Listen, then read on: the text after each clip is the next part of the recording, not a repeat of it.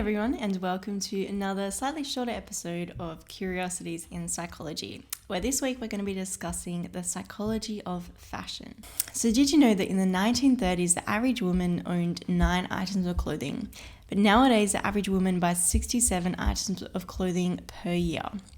And the amount of clothing men purchase has also increased drastically since this time. So these are American statistics, so it's going to be different in Australia and all over the rest of the world. But the fact still stands that we're consuming so much more than we ever have before.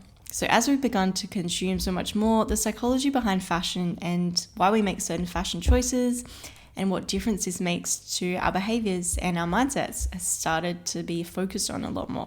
So fashion psychology delves into the relationship between our clothing choices, our identity formation, our sense of self-esteem, and our general human behaviour in relation to what we're wearing. So what you wear is part of your identity, whether you want it to be or not. So it used to be that clothing was limited and had a primary purpose of displaying both your gender and your social status. But nowadays, however, we have so much choice within clothing and within fashion that we can use it to reflect a lot more about ourselves. So if I wear this, or this, or this, or this, you're going to judge me subconsciously or not based on what I'm wearing, and you're going to assume, to an extent, the kind of person that I am.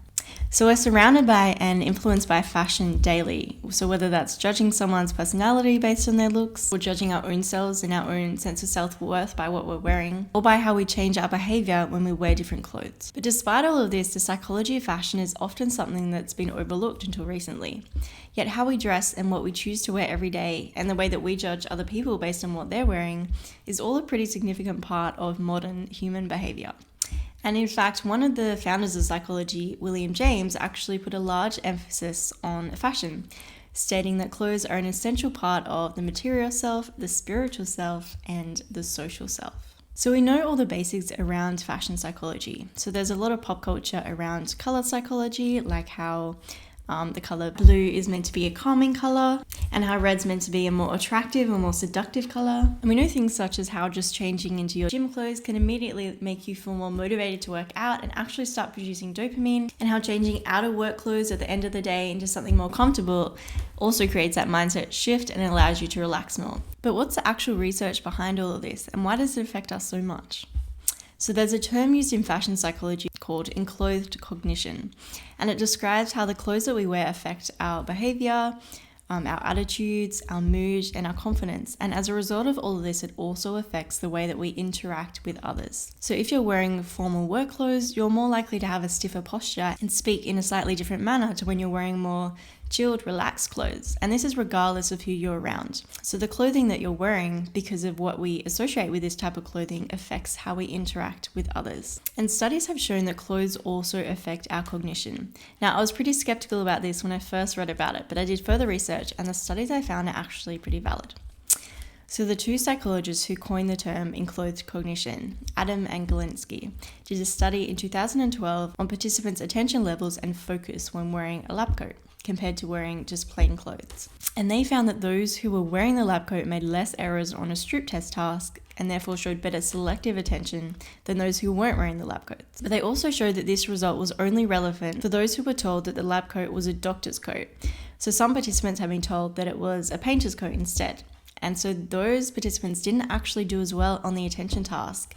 And this was because of the association they made with the clothes that they were wearing. There was also a further study done by a group of researchers looking at the effects of wearing a swimsuit on cognitive performance. So they got a group of both men and women, all of average intelligence, and split them into 2 groups.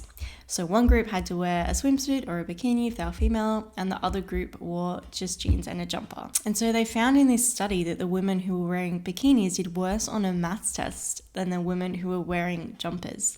But the results didn't change for the men. And the reason for this was, after surveying the participants, was due to increased body image shame, self-objectification, and anxiety for the women who were wearing the swimsuit. So this is interesting because obviously clothes can't actually affect our intelligence, but they can affect our mindset and what we're thinking about at the time of wearing the clothes, which can then affect our results in tests that are measuring intelligence. But this study also proves how much stereotypes around clothing and stereotypes around how we feel that we should look in certain clothing can really affect us mentally, to the point where we're not effectively using our minds because we're so preoccupied with what we're wearing and how we think we should look when we're wearing those clothes. And this seems to affect women more so than men. So I will say that both these studies had pretty small sample sizes, but they were still valid, and it's interesting to note the types of things in general that we're aiming to study within fashion psychology.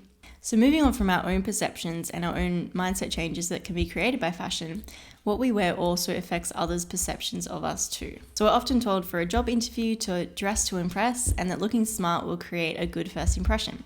And there's general knowledge too about the 10-second rule in job interviews, which is the idea that interviewers form a pretty strong opinion about a candidate within the first 10 seconds of meeting them. And so a lot of this is influenced by appearance, as well as our body language and our initial first greeting. So if you're wearing the right kind of thing for a job interview and you're feeling confident in it, that can have a pretty significant influence on a job interviewer's first impression. But what should you be wearing to a job interview?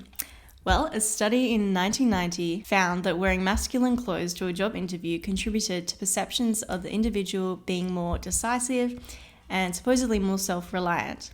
And the participants that were wearing more masculine clothes, such as a suit, were literally more likely to be hired regardless of sex, which is kind of crazy, and it shows how influential fashion can be on affecting people's perceptions. So the other important thing to discuss within fashion psychology is how fashion dictates our cultural identities and our sense of belonging. So most schools, primary schools and high schools, have school uniforms, and this is supposedly used to promote a sense of belonging and a sense of inclusion within the school environment. And it's the same with sports teams and wearing the same gear, or with choirs or other community clubs.